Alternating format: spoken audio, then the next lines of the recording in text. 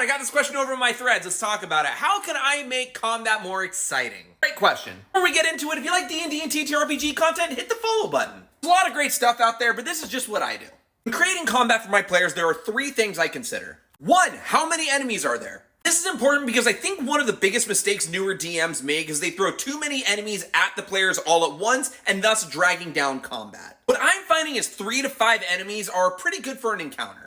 And this leads me to point number 2. How tough are the enemies? Players even at low level are surprisingly powerful. As an example, in my last session, I threw 2 Mind Flayers and 2 Intellect Devourers at my party. There are 6 level 4 players, but they also had 1 powerful NPC with them. And while they all survived, it was zesty. The third thing to consider is environment. Give your players an environment in a battlefield where they can start to think about how they're going to approach the battle from a strategic standpoint. I think these 3 things are a great place to start, but let me know what you think.